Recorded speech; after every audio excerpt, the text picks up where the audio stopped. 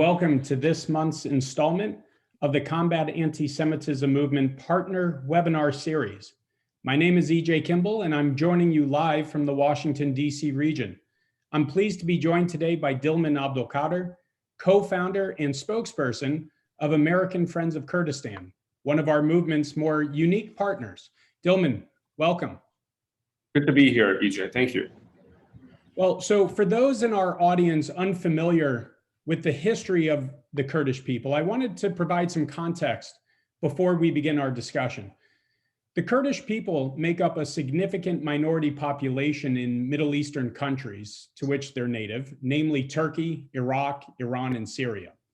Numbering around 30 million, the Kurdish people have their own customs and language, which has resulted in systematic prejudice and discrimination in the countries in which they reside.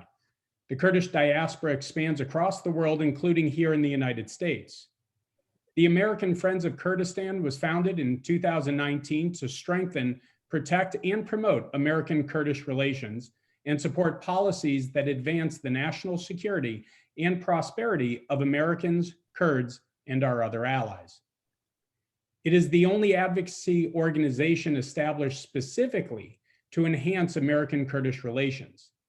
AFK is an independent and nonpartisan organization advocating for bipartisan congressional solutions while also working to educate American civic and national security leaders at all levels of government.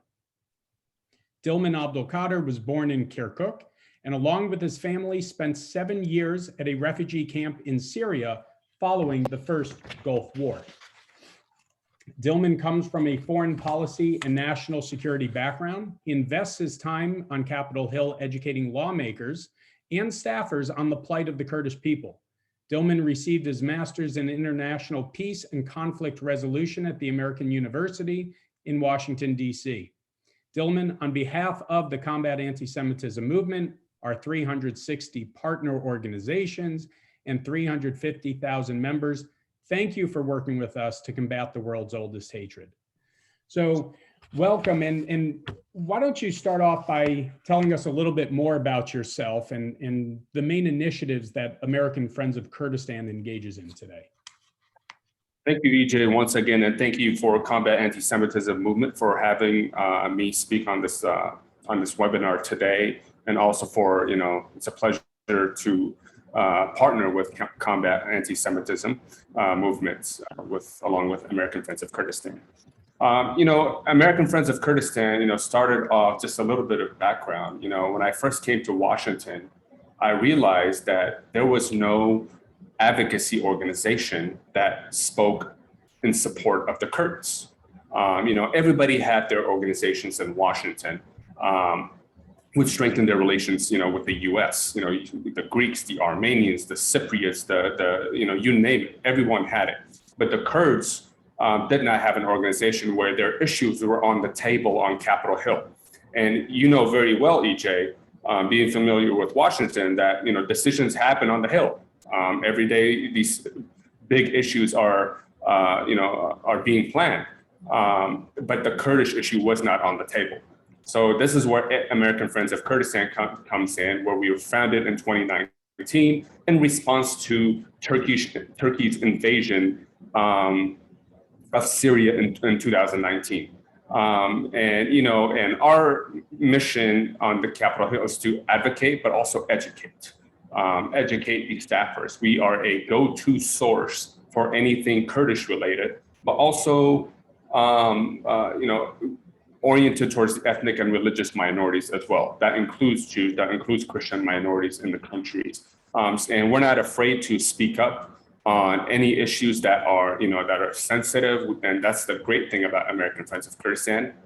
It's founded by a group of Americans. I'm Kurdish-American myself, but my colleagues are American, and we're 100% independent. So we are truly looking out for the U.S.-Kurdish relationship. We try to strengthen that partnership as well.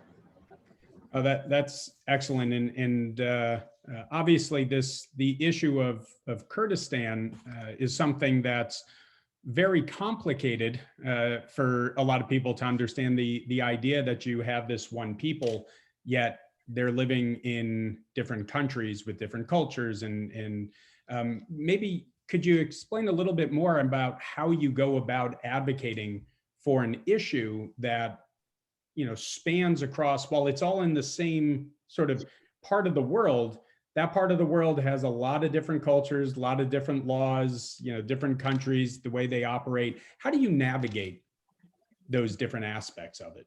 Exactly. It's very complicated. And each of these countries, Turkey, Iran, Iraq, and Syria, treat the Kurds a certain way. So our approach to the Kurdish issue is, our first goal, of course, as all Kurds have in their heart, is independent Kurdistan. We believe with a nation, ethnic minority as large as 30, estimated to 45 million people in the world, should have a country of their own, just like the rest of the world. It's a basic human right. With that said, we are practical, we are rational. We do realize U.S. interests where they come in, and we also realize, that the Kurds in Turkey, we would have to approach them differently as we would the Kurds in Iran, for example, because of the central governments have different policies. For example, Turkey is a NATO ally. Therefore, we have to walk a fine lines, recognizing that Turkey is a NATO ally, but not accepting the fact that Turkey must recognize the identity of the Kurds, where Turkey holds the largest Kurdish population, by the way, estimated about 25 million. So we try to tailor our policies on Capitol Hill with each region.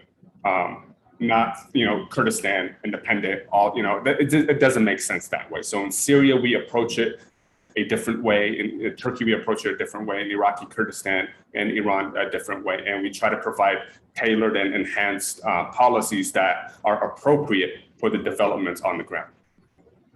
So as an independent and nonpartisan movement in Washington, D.C., so how has the change in administration, from President Trump to President Biden, Republican to Democrat, how has that impacted your work, or has it impacted your work?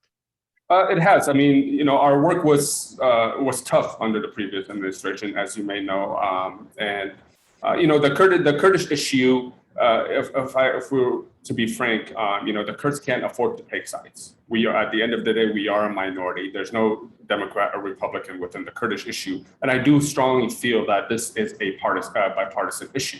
The Kurdish issue is because it's a human right issue that both the Democrats and Republicans can both agree on.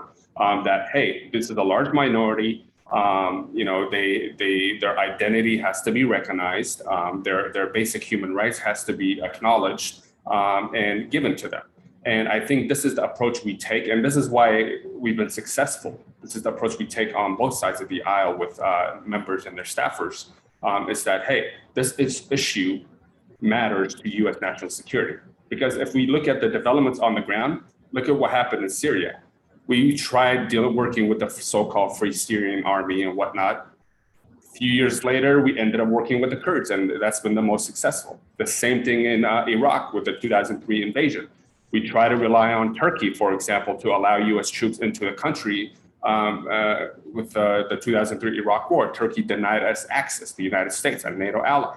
We ended up working with the Kurds, and it's been the most successful part of the 2003 Iraq War has been the Kurdish region in the north. And I think this is the same path that it's going to take place in Turkey, in Iran, and in the future. So I think that, for us, we try to be rational. We speak to both sides, and we approach both from a human rights perspective and also a national security perspective, because I think both of these come together. Oh, that's excellent, and obviously, given the nature of our work, the Combat Anti-Semitism movement, partisanship is not our game either. These issues are beyond partisanship, and that's important. If we're going to actually solve problems, we need to be able to unite and come together. And so I think the work that you're doing is excellent, and the approach that you take is great as well. And obviously, I've known you for some years, and we've worked together, and it's great to see how you've been able to establish this organization and be making a real difference. Can you just share for a moment how your efforts have changed the landscape of Kurdish representation and advocacy in the U.S. What is the Kurdish population here in the United States for context? Right. So just a brief background of Kurds in America. There's an estimate about 30,000, give or take, Kurds in the United States. So it's not very large, but we are here. And the generation of the Kurds that are here in the U.S. are first generation. So our parents came in, and then we came with them.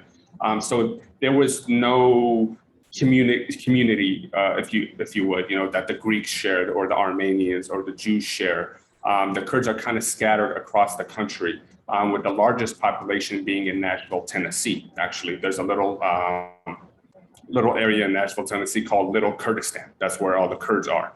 But there's Kurds in Texas, in the Northwest, in Virginia, for example. So part of our work is, our long-term goal is to bringing these communities together and trying to create that cross-country collaborative movement that the Kurds can share, that one voice kind of thing that we've been lacking. And luckily, our parents' generation didn't have the ability to do that, just because they were first, they immigrated here, the language difficulties. So we had this opportunity, and this is where I feel like, taking advantage of the opportunity that, that the United States has provided me is, I'm able to speak the language, I'm educated here, I can speak on behalf of my people, I can, stand up for my people, and while giving back to the country that gave to me at the same time. So what we try to do is, change that landscape, as you said, on Capitol Hill, where before the Kurdish issue it's basically, if there's a war in the region, the Kurdish communities across the country just protest. They just, out of emotion, which is natural. But part of our education process is to tell people, and Kurds specifically, hey, protest is great, but policies require long-term advocacy. They require education, on-the-ground education, speaking to these members themselves and their staffers, and explaining to them why these issues matter. Protesting lasts an hour. The advocacy work is a long-term, effort that requires you to be on the ground all the time in Capitol Hill. So the landscape has totally changed. We are the go-to source for staffers. American Friends of Kurdistan, I can tell you, is staffers do reach out to us to speak on committee hearings, for example, at the Senate Human Rights Committee on to Kurds in Turkey, or provide them fact sheets, or write letters and push forward legislation. So before American Friends of Kurdistan, that didn't exist. Now the staffers, if they want to focus on the Kurdish issue, we are the go-to source. That's excellent, and combat anti-Semitism movement started up about the same time that your organization did, and it's great to see the growth that you've had, and also the impact that you're having on the Kurdish community. And it's quite impressive, and I hope our viewers watching right now feel the same way. So I want to sort of dovetail a little bit. As I mentioned, we've been working together as partners for some time now, over 2 years, and I think for our viewers, it may be interesting to hear why American Friends of Kurdistan, working towards an independent Kurdistan, would partner with the combat anti-Semitism movement. Why was CAM a movement, that you wish to partner with, and maybe share how AFK engages with the Jewish community in the United States, or even around the world. Definitely. Just looking at the Kurdish situation, throughout history to today, the Kurds have suffered like the Jews have. The Kurds have suffered, tremendously with dictators after dictators, and after World War I, with the Sykes-Picot Treaty, and the countless of genocides and massacres that have happened across Kurdistan against the Kurdish people simply for being Kurdish. And you brought up the independent organization. The reason why we're independent, it's so we can partner with whoever we want and whoever we feel that it's a human right. There's nothing wrong with partnering with combat anti-Semitism. And the reason why I say that, because the Kurdish issue, as you know, is very fragile. The Kurdistan is surrounded by countries who are not very friendly towards Israel. If we are not independent, we would not be able to, partner with a Jewish organization, for example. There would be that, the Israeli-Kurdish relation is considered a double-edged sword. Of course, they have historical ties and close relationships, but at the end of the day, the Kurds are surrounded by these countries, and these capitals control the military and the airspace and whatnot, and they could be threatened at any moment. So we're independent. This is very important, meaning that we can partner with whoever we feel that is on our side, but also, like-minded organizations. I think combat anti-Semitism is a critical movement that needs to happen. I'm surprised that it wasn't here, even before. I think we're going to continue to partner with combat anti-Semitism because it's a basic human right. The attacks against the Jewish people just simply for their faith and their identity, it's something that the Kurds can share, and that that we feel that we are being attacked because of our identity. So I think we can, together we can combat this. The American Friends of Kurdistan has also, engaged with other organizations who are pro-Israel, pro-Jewish organizations in Washington easily. We've advocated with them on Capitol Hill. We've educated with them. We've literally been in meetings with them. And that's a great thing. We're not afraid to say that. We can say that because we're independent. And we continue, and I strive for American Friends of Kurdistan, with the help of our supporters and our donors to allow us to be independent. So we're not walking that line, at the end of the day, you got to go back to the Middle East and deal with the realities, right? So I think, it's a great movement. We're more than happy to partner with combat anti-Semitism and like-minded organizations, and we'll continue to do so. Great. And, as I mentioned, both of our organizations been around for, coming up on 3 years now. And obviously the last 18 months or so, I think everyone in the world could agree, threw a lot of wrenches into people's plans. And, with the combat anti-Semitism movement, of course, we had our plans for the year 2020, and come, March 10th or so, 2020, those plans got thrown out the window. You have to pivot. You have to figure out how we're going to move forward, continue to be effective, because the issue hasn't gone away, but we have to do it in a new light. So how are you able to manage this? Sort of, where would you point to as AFK's, greatest achievements so far in these past 2+ years? All right. So as you know, EJ, we were founded in November 2019. We were great for a few months, and then the pandemic hit. And then it stalled everything, and the unknown. From my experience prior to the pandemic, we've had face-to-face meetings on the Hill, and they've had great effect. But with the pandemic, it doesn't have the same effect. You don't have that person-to-person, meetings, and you can show them the maps, and you can show them the resources, the content that you're bringing to the table.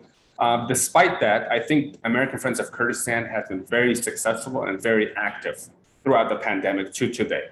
What we've done is, we've created a bunch of fact sheets that everyone can view at AmericanFriendsofKurdistan.org.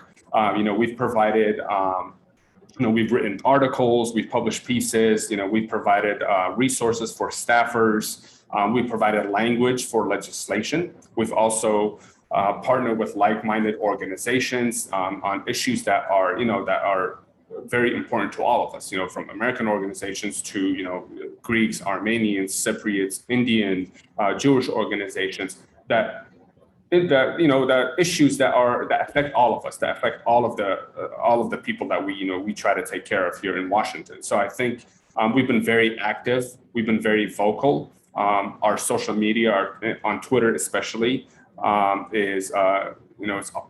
there's always activity going on there. So I encourage actually your viewers to follow us on Twitter as well, AF Kurds, at AF Kurds, and also on Instagram, American Friends of Kurdistan.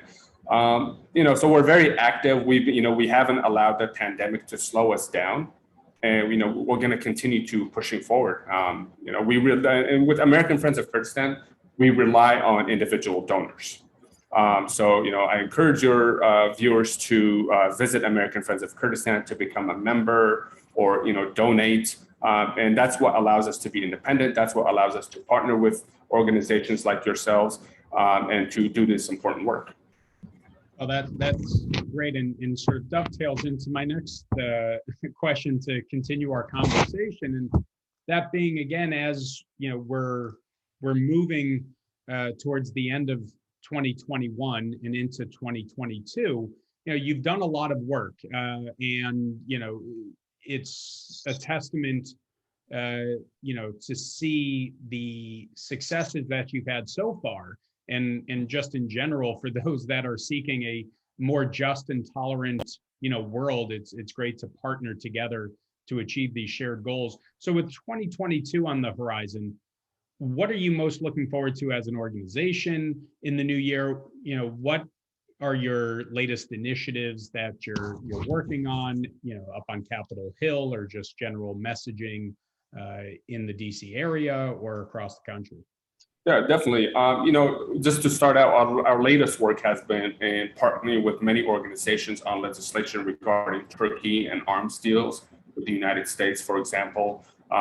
We just worked with a coalition, actually, a strong coalition of ethnic and religious minorities to push out a letter that Congressman Pappas, who released just, I believe it was Monday, which brought together 41 members of Congress by bipartisan letter in preventing Turkey from attaining the F-16 fighter jets. They're removing the F-35 program, but now they're out of that program. And this is important because this is one of our initiatives that we focus on, is to prevent countries like Turkey or Iran, for example, from attaining these weapons that would harm the ethnic and religious minorities in the region, because we know in the past they've done that. So that's one of the latest initiatives that we've done successfully, and we'll continue to push forward, especially in the National Defense Authorization Act.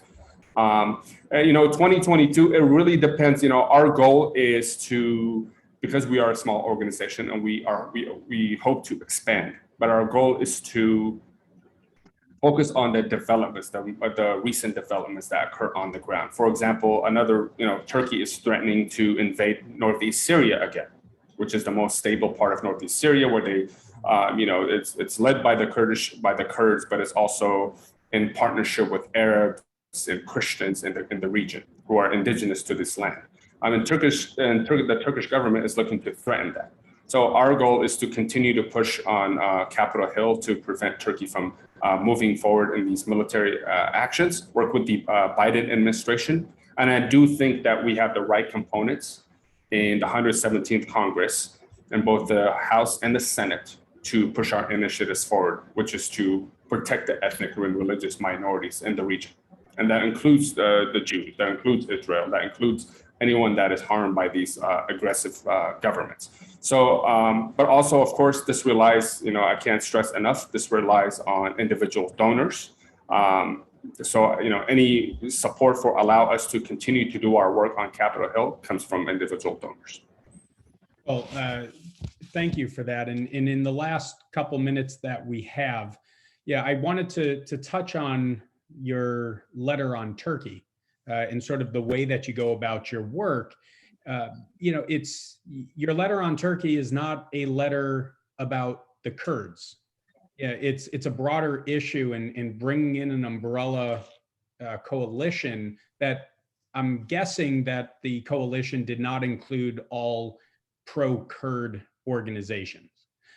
So if you can sort of just share briefly, minute or two about how you go about with these initiatives, and then if you can conclude with, what's your main takeaway that you want the CAM coalition to know about American Friends of Kurdistan? Definitely, and good catch, by the way, on the letter. So our work doesn't have to focus solely on the Kurds.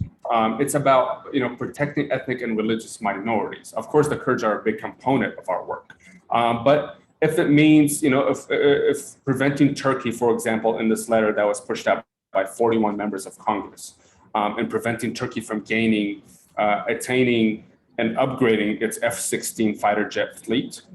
If it means, it doesn't have to include the Kurds, but if it means them from preventing them from getting it, that's indirectly protecting the Kurds for us. That's enough, because we know those weapons will be used against the Kurds. They were used, for decades. The F-16 is Turkey's prized possession. And that's why we tried everything we can, successfully we did, to prevent them from getting the F-35 fighter jets.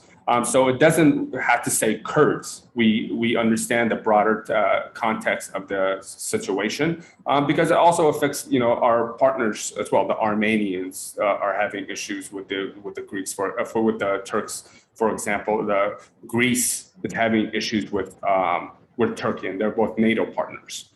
So imagine the Kurds. Of course, they're having issues with the Turkish government.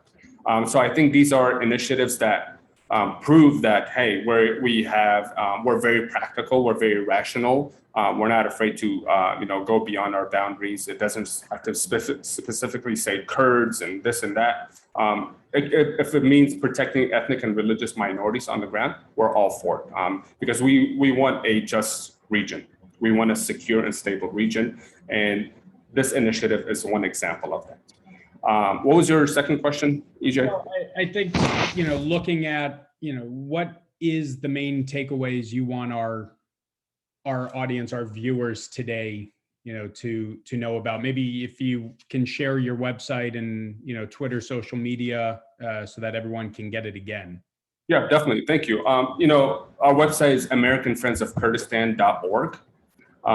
Follow us on Twitter. All our links are on our website. You can become a member there. You can simply donate as an individual. You can become a monthly donor, and every penny counts. It goes a long way for our advocacy work. As you know, EJ, it takes a lot to run an organization.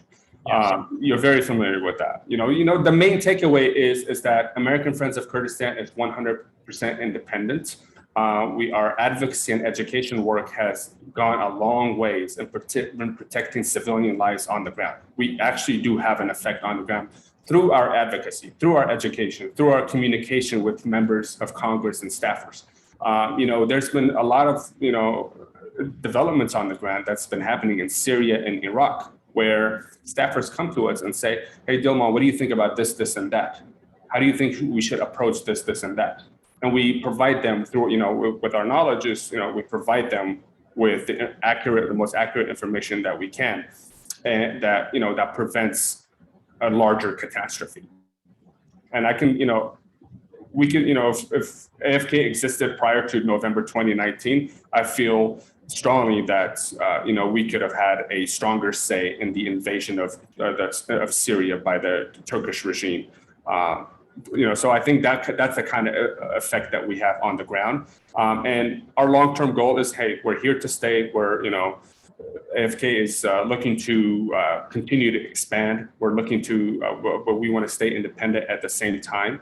And Washington is difficult. There's a lot of organizations. There's a lot of competing issues. Yeah, and the Kurdish issue is just a little dot. Yeah. We have to realize that. But that dot is on the table. We want to make sure our cause is on the table.